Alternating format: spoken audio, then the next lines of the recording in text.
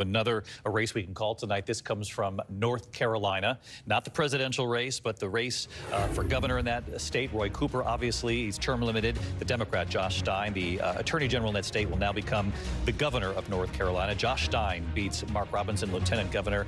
He was the Republican. He'd been endorsed by Donald Trump, Donald Trump.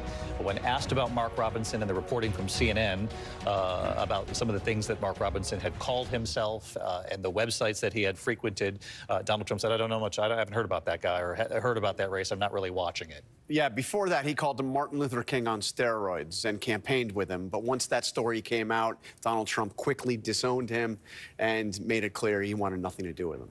Now, as far as the presidential race in that state, you know, I'm sure the Harris campaign is hoping for some of the wind from Josh Stein's win to help them, but because there was such a scandal on the other side with the governor's race, it wasn't expected to carry across the finish line necessarily. I mean, the thing was, it kind of took the governor's race completely out of the picture. And what you count on when you are trying to win as a team is you need to get a big force out there. Democrats needing to get the votes out to win the governor's race as well as the presidential race. The governor's race was a non-factor. But look, Democrats think North Carolina was clearly the best chance to pick up a state that Donald Trump had won in 2020. So let's take it, John, right over to Rachel Scott, because you've covered North Carolina. You were there with Donald Trump these last couple of days. And this is this whole notion of split tickets and whether or not Josh Stein and this victory we've called fairly early in the night, if that'll help bring Kamala Harris to the finish line in a state that the Trump campaign in late days became a little concerned about. Yeah, again, in a state that Donald Trump won twice, both in 2016 and in 2020, the only battleground state where he's on defense tonight.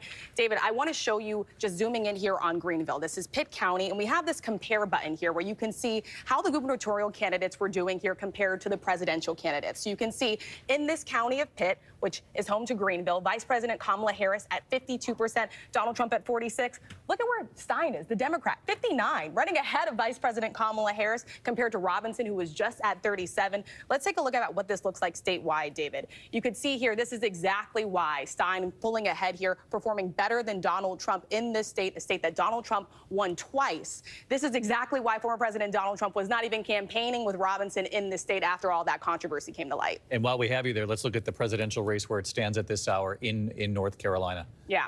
So we just checked Greenville. Let's go back to it, the county of Pitt here. Let's see how Vice President Kamala Harris is doing compared to President Biden. He was at 54%. She's at 52%. You have 75% of the vote in. Let's check the benchmark to see how she's performing.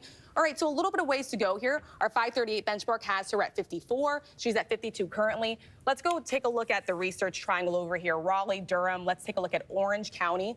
86% of the vote in, Vice President Kamala Harris at 75, Donald Trump at 20. Let's take a look at the benchmark, performing about right where she needs to be.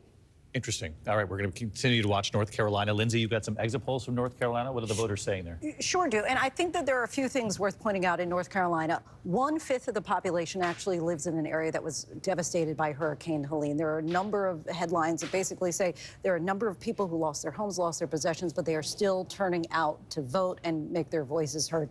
Another thing that's significant, North Carolina is one of very few battleground states that has a significant portion of black population. 22% of the electorate is black. It's also home to the Research Triangle, so you have a number of college graduates there in North Carolina. That's where we'll begin with the white college grads. 31% of the electorate there identify as graduating from college, and they are breaking, no surprise there, for Kamala Harris, 52%, so more than half of those college grads going for Donald Trump, going for Kamala Harris, versus, look at this, Donald Trump losing. He's down again. This is preliminary. These numbers will change, but what we have right now, he has lost 3 percentage points with those with college degrees in the state of North Carolina from where he was in 2020. Now, as for whites with no college, again, no surprise here.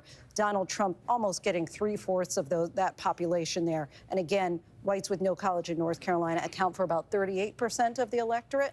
Now, look at this. Harris really taking some strides from where Biden was in 2020. She's up 6 points with those whites with no college degree. So very significant, something that they can celebrate tonight. Wow.